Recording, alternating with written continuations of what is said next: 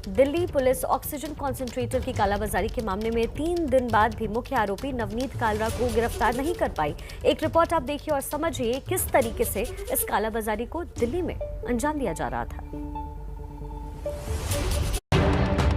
ये तस्वीर उसी नवनीत कालरा की है जिस पर कीमत से 3 से 4 गुना ज्यादा में ऑक्सीजन कॉन्सेंट्रेटर बेचने का आरोप है। मामले की जांच क्राइम ब्रांच कर रही है। पुलिस अब तक मैट्रिक्स सेल्युलर के सीईओ गौरव खन्ना सहित 5 लोगों को गिरफ्तार कर चुकी है, लेकिन इस चेन की सबसे अहम कड़ी नवनीत कालरा तक पुलिस अभी नहीं पहुंच पाई है। पुलिस अधिकारियों का कहना है कि नवनीत कालरा का मोबाइल नंबर लगातार स्विच ऑफ चल रहा है और पुलिस की कई टीमें उसकी तलाश कर रही हैं। पुलिस ने खान चाचा रेस्टोरेंट से 96 ऑक्सीजन कॉन्सेंट्रेटर बरामद किए थे। खान चाचा रेस्टोरेंट के मालिक नवनीत कालरा के 3 रेस्टोरेंट से 524 कॉन्सेंट्रेटर बरामद किए गए थे। जिन रेस्टोरेंट से ये कॉन्सेंट्रेटर बरामद हुए थे वो नवनीत कालरा के ही थे। दिल्ली के पॉश एरिया खान मार्केट में Dayal opticals, town hall restaurant और खान चाचा रेस्टोरेंट, ये सभी प्रॉपर्टी नवनीत कालरा की है। यहीं पर अक्सर बड़े बड़े क्रिकेटर्स और पेज 3 से जुड़े लोग आया करते थे और पार्टी किया करते थे। और जिस नवनीत कालरा का हम जिक्र कर रहे हैं उसको लेकर के इस वक्त बड़ी खबर आ रही है। आपको बता दें, शनिवार देर रात तक ये नवनीत कालरा जो काला बाजारी करता रहा कॉन्सेंट्रेटर की नाकों के नीचे, वो अपने फार्म हाउस पर शनिवार रात तक मौजूद था, लेकिन पुलिस उसे पकड़ नहीं पाई। और अब लगातार 3-4 दिनों के छानबीन के बाद भी नवनीत कालरा पहुंच से बाहर है। बड़ा सवाल खड़ा होता हुआ कि वो खान चाचा रेस्टोरेंट्स जो दिल्ली के दिल में है, इतनी बड़ी जगह पे है, वहां कॉन्सेंट्रेटर की कालाबाजारी चलती रही और पुलिस को कोई खबर नहीं लगी। शनिवार रात छतरपुर फार्म हाउस से निकला था। आपको बता दें, नवनीत कालरा अब भी पुलिस की गिरफ्त से बाहर है। इस वक्त हमारे साथ वरुण जैन जुड़ रहे हैं ताजा जानकारी लिए हुए। वरुण, बहुत बड़ा सवाल खड़ा हो रहा है पुलिस पर। फार्म हाउस पर पार्टीज चल रही है। नवनीत कालरा जैसा व्यक्ति जो जाना माना बिजनेसमैन है, और ऐसे में पुलिस उसे गिरफ्तार नहीं कर पा रही और पार्टीज वो अपने फार्म हाउस पे कर रहा है।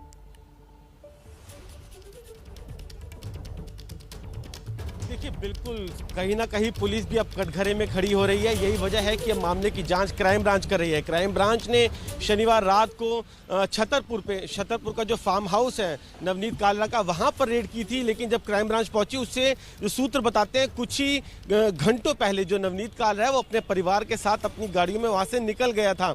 फिलहाल अभी तक नवनीत कालरा का जो मोबाइल फोन है वो स्विच ऑफ है, लेकिन बेहद अहम कड़ी नवनीत कालरा है इस पूरे मामले में। अगर आप देखें, जैसा कि पुलिस का शुरुआत से ही कहना था कि जिन्होंने इंपोर्ट किया, जो लोग माल को बेच रहे थे, जो फैसिलिटेट कर रहे थे, सभी इस कड़ियों के साथ जुड़े हुए और सभी से पूछताछ होगी। तो अगर मैट्रिक्स कंपनी के सीईओ की गिरफ्तारी हो गई तो उसके बाद इस पूरी चेन के अंदर नवनीत कालरा ही वो अहम कड़ी है, क्योंकि उसी के 3 ये रेस्टोरेंट थे जहां से पूरे माल की बरामदगी है। यानी कि नवनीत कालरा के पकड़े जाने से पहले इसमें कुछ खास ब्रेक थ्रू पुलिस को नहीं मिलेगा। यही वजह है कि फोकस टीम में नवनीत कालरा की तलाश कर रही है। लेकिन शनिवार को जब पुलिस वहां पहुंची तो उन्हें खाली हाथ वापस लौटना पड़ा, क्योंकि वो अपने फार्म हाउस से परिवार के साथ निकल चुका था। जी तो वरुण, और किस तरह के एक्शंस फिलहाल दिल्ली पुलिस ले सकती है, क्योंकि वो तो गिरफ्तार हो नहीं पा रहा, पार्टीज उसकी चल रही है, लेकिन क्या एक्शंस और दिल्ली पुलिस की तरफ से ली जा रही है कालरा के खिलाफ?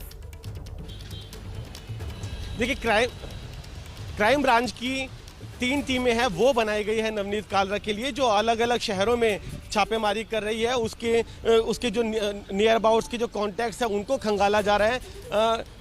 कुछ इस तरह की सूचना भी क्राइम ब्रांच को मिली थी कि हरिद्वार और उसके आसपास हो सकता है, वहां भी टीमें गई थी। जैसा कि मैंने बताया, छतरपुर के फार्म हाउस और उसके जितने भी यार दोस्त और जो दूसरे जो छुपने की जगह है वहां पर क्राइम ब्रांच की जो छापेमारी है वो चल रही है, लेकिन कुछ खास सफलता नहीं मिल पाई है। जैसा मैंने बताया, मोबाइल स्विच ऑफ था। जनरली ऐसा होता है, कोई भी आरोपी फरार होता अपना मोबाइल बंद कर लेता है। तो कोशिश पुलिस की यही है कि पहले नवनीत कालरा को पकड़ा जाए, उससे पूछताछ की जाए, तभी आगे पूरी ये चेन बनेगी कि कैसे क्या इन्होंने पूरा नेक्सस था। जो माल तो खरीदा गया था करीब 16,000 रुपए से लेकर 22,000 रुपए तक का, वो आगे किस तरीके से इनकी प्लानिंग थी इसको बेचने की, कितने लोगों को अब तक इन्होंने कंसंट्रेटर बेचा, ये पूरा जो नेक्सस तभी क्लियर होगा जब नवनीत कालरा आएगा। इसलिए फोकस टीमें अलग अलग शहरों में छापेमारी कर रही है। जी वरुण, बहुत शुक्रिया इस तमाम जानकारी के लिए। आप अपनी नजर लगातार बनाकर रखिए, क्योंकि देश हित के लिए ये जानना बहुत जरूरी है कि इस तरह के जो कालाबाजारी करने वाले लोग हैं आखिर पुलिस उन तक कब पहुंचती है। देखिए, कोरोना की जिस महामारी ने देश को अपनी गिरफ्त में लिया हुआ है, वो सरकार और प्रशासन के लिए एक चुनौती है और कई जगह वो चूक भी रहे हैं। लेकिन इस सब के बीच सबसे बड़ा गुनाह वो है जो हम हमारे फायदे के लिए हमारी लोगों के साथ ही करके अपने ही लोगों की जान को खतरे में डाल रहे हैं। मौत के इस तांडव के बीच कालाबाजारी से पूरी तरीके से बाजार लिप्त है। आम से लेकर के खास तक लोग इसमें शामिल हैं और यहाँ तक कि नेता भी शामिल हैं। लेकिन हम ये भूल रहे हैं कि हमारे परिवार भी इसी देश में रहते हैं, जिससे हम खोखला करते नजर आ रहे हैं।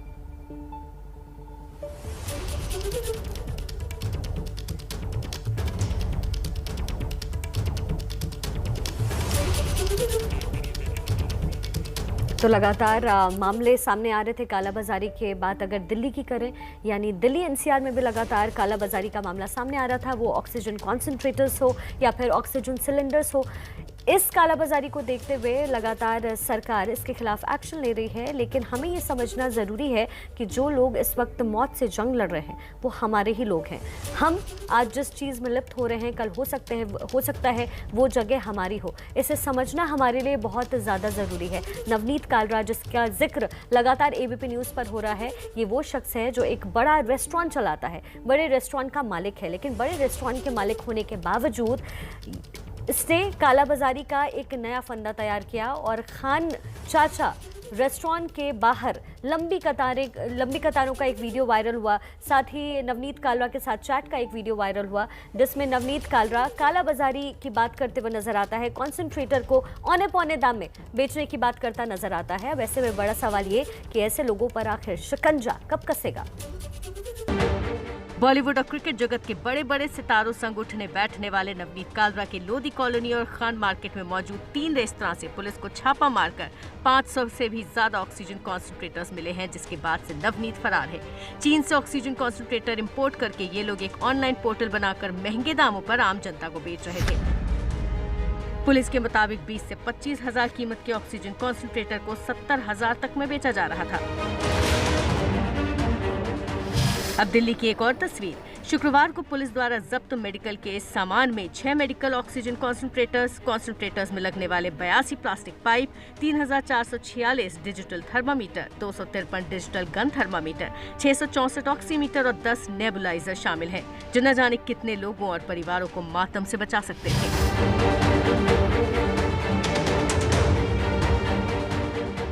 दक्षिणी दिल्ली के पॉश ग्रेटर कैलाश में पुलिस ने बाजार से ज्यादा दामों पर मेडिकल सामान बेचने वाले गिरोह का भंडा फोड़कर 2 लोगों को गिरफ्तार किया। और ये सब हो रहा था यहाँ की सबसे मशहूर एम ब्लॉक मार्केट में। सईद और मुकीम नाम के आरोपियों ने अपना जुर्म भी कबूला। और अब कालाबाजारी में जनता समेत नेताओं की भी साठगांठ सामने आ रही है। भैया वर्मा भैया बोल रहे हैं क्या? जी वर्मा बात कर रहा हूँ। भैया मुझे नंबर दिया था मेरे एक भाई साहब ने, वो बोला था ऑक्सीमीटर की व्यवस्था नहीं हो पाएगी तो आप कर देंगे क्या? किन ने बोला आपको नंबर दिया था? एक राजू भैया है हमारे, तो हमारी मम्मी क्या है कि वो अभी घर पे ही है और हमारे पास सिलेंडर तो है, पर उसके ऊपर वो ऑक्सीमीटर लगता है, तो बोल रहे थे कि ये नंबर ले लो भैया, बोले व्यवस्था कर। मैम वो ऑक्सीमीटर मेरे पास नहीं, पर मैं कहीं उपलब्ध करवा दूंगा। उसके बाद पड़ा है। कितने में आ जाएगा आपको? कितने में? 7,000 रुपये, 7,000 रुपये। भैया चलेगा भैया, अभी बहुत जरूरत है, मेरी मम्मी बहुत जरूरत है। फोन पर जिनकी आवाज आपने सुनी वो है मध्य प्रदेश में कांग्रेस के मंडल अध्यक्ष यतीन्द्र वर्मा, जो स्वयं लिप्त है कालाबाजारी के इस काले धंधे में, लेकिन धर लिए गए। पुलिस के बनाए गए ट्रैप में ये नेता फंस गया और फिर पुलिस ने उसे गिरफ्तार कर लिया। तो मैम आप एक काम करिए, आप किसी को पहुंचा सकते हैं तो कार्तिक मेडिकल पे पहुंचा दीजिए, 3 पुलिया चौराहे पर। कौन से चौराहे पर भैया? 3 पुलिया चौराहे पर कार्तिक मेडिकल पे पहुंचा दीजिए। मैम आप कहाँ से बोल रहे हैं? मैं भैया अन्नपूर्णा से बोल रही हूँ, तो वहाँ जाके आपको फोन लगा लूँ? मेरे को फोन लगा लीजिए, मैं करवा दूंगा मैम। जी भैया, थैंक यू भैया। जी मैम। 300 से 800 कीमत वाले ऑक्सीमीटर के लिए न जाने कितने बार 7,000 रुपए वसूल चुका ये लालची नेता फिर पहुंचा किसी की उखड़ती सांसें लूटने और रंगे हाथों पकड़ा गया। यतीन्द्र को पार्टी से भी निष्कासित कर दिया गया है।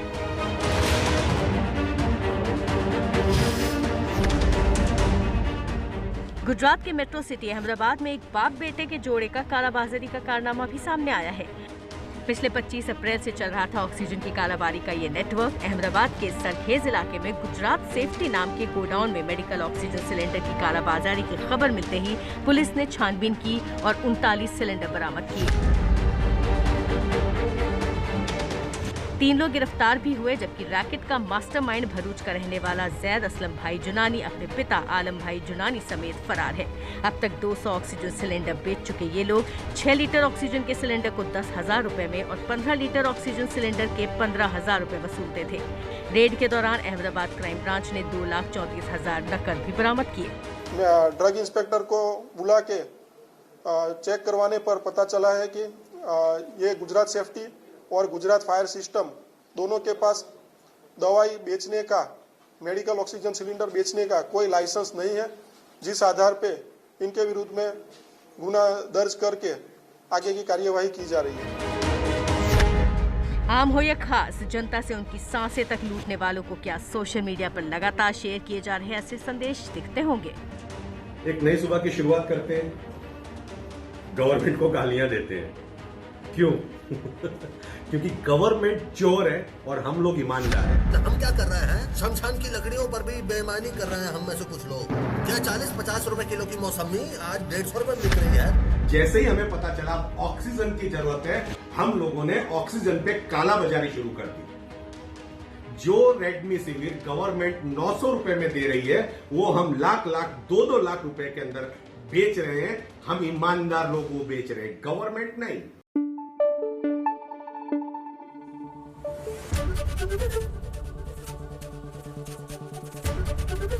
ABP न्यूज आपको रखे आगे।